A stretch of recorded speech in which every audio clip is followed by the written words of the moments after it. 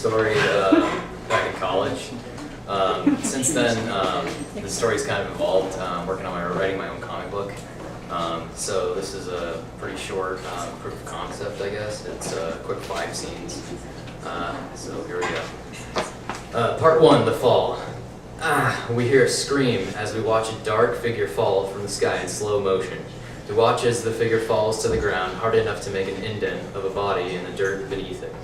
With a closer look, we now see a man's face. His eyes are closed and his body looks bruised and bloody. He lay there for seconds, only to slowly raise his head from the dirt. He looks down to his arms. I can't do this, he thought. I can't win. I need to be stronger. With a look up from behind him, we see who the man was fighting. In front of him stood a great monster with enormous size compared to his own. The monster slowly steps closer to him. He looked at the monster, only to close his eyes again. His head fell again to the ground. We now hear a loud ringing sound. Our sight is blinded by a bright light. Part 2, The Dream. Flashback.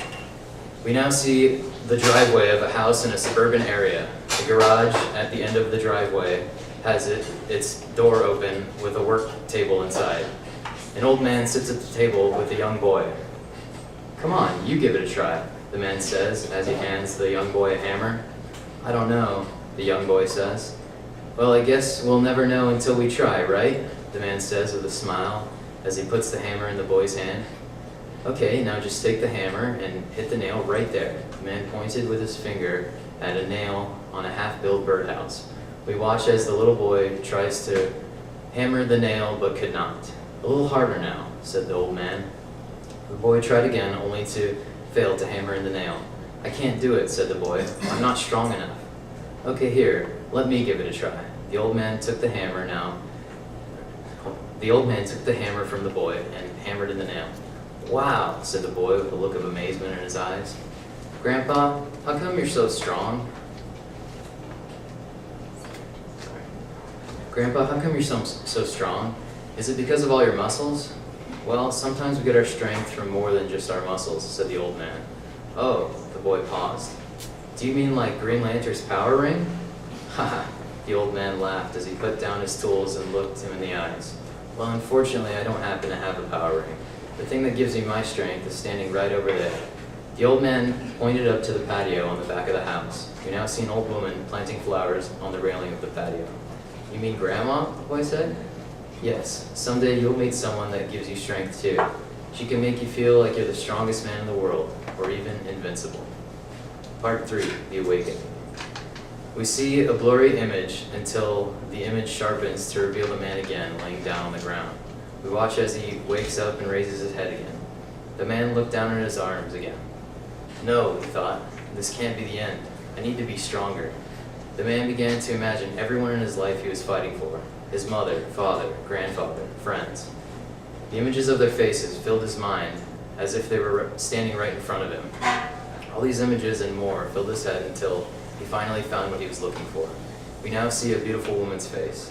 She has beautiful green eyes and dark brown hair. That's it. That's what I need. I need her. Just as the man found the missing puzzle piece right in front of him, a sense of impossibility came upon him. There he was, facing the unbeatable, when the only person he needed was nowhere near. As the monstrous figure began drawing closer, he had another frightening thought. What if I can't do this? Who will protect her? He couldn't stand the thought of her getting hurt. A frightening sight of the woman screaming in agony filled his mind. If I die right here, right now. No, the man said under his breath. Just then the air began to swirl around him, it was as if a switch had been turned on and he came back to life. The man began to stand slowly. We watch as he struggles to come to his feet. His injuries are now seen in full light. The air began to move faster around him. After some struggling, he finally came back to his feet. He stood there shortly and raised his arms on his sides. The air began to swirl around him faster and faster. It moved fast enough as the dirt began to pick up.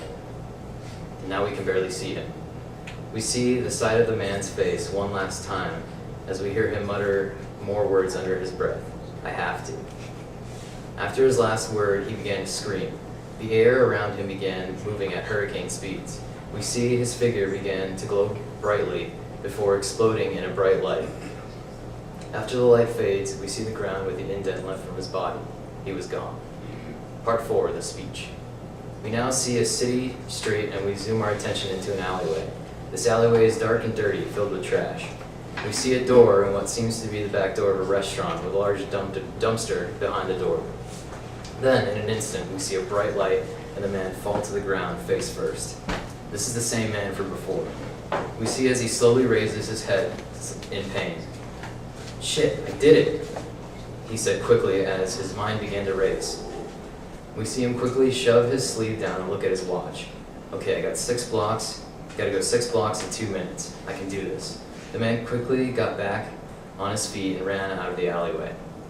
He watched as the man runs as fast as he can down the street. His mind was filled with the image of the woman's face, her beautiful green eyes. The man was wearing himself down quickly without realizing. His body was severely injured and weak from before, but the pain seemingly invisible to him. We watch as the man stopped in front of a local diner. He quickly looked down at his watch. "No," he thought.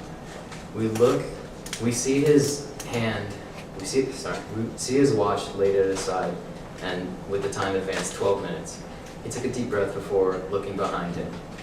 We see 2 women walking across the street. "It's her," he said.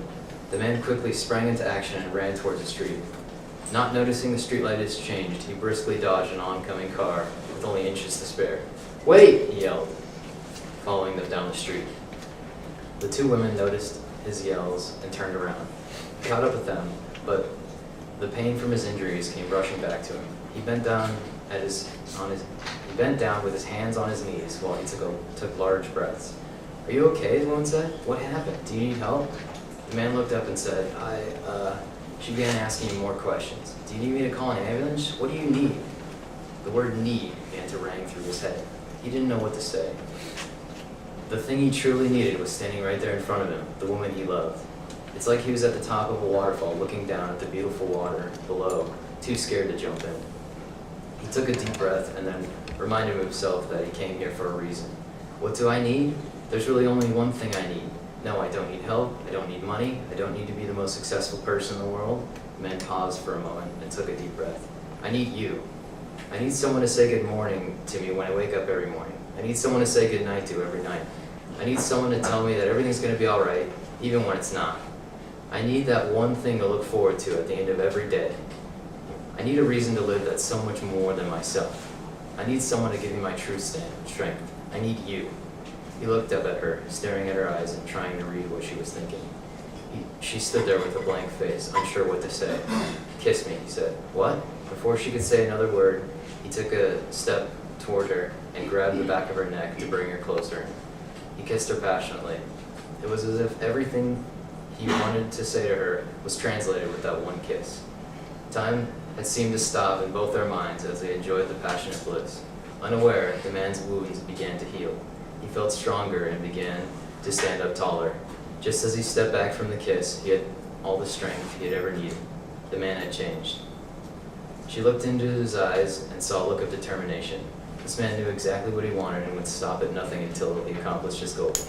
He rested his hands at his sides when the air began to move around him like before. He stared deeply into her eyes as the air moved faster and faster until it was so strong the woman had to take a step back. "I'll explain everything when I get back," he said. The silhouette of his body began to glow brighter and brighter until he had disappeared again. Part 5, the return. Returning to the same scene from before, we see the man's outline in the dirt. His picture is abruptly interrupted by a blinding bright light and intense wind. We now see the man standing in the same place before where he stood. He looked different.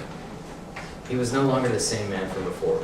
He looked taller, with a look of determination and purpose in his eyes. The monster stood there, waiting, until it opened his mouth and said, "Do you think you could just leave, just to come back here and defeat me?" Ha ha ha! The monster laughed loudly at the man. "You are the same man!" it screamed. The man listened to the loud voice of the monster as its words echoed from the walls behind him. Unscathed, the man looked up. He clenched his fists at his sides and replied, "No, I'm not. I'm invincible."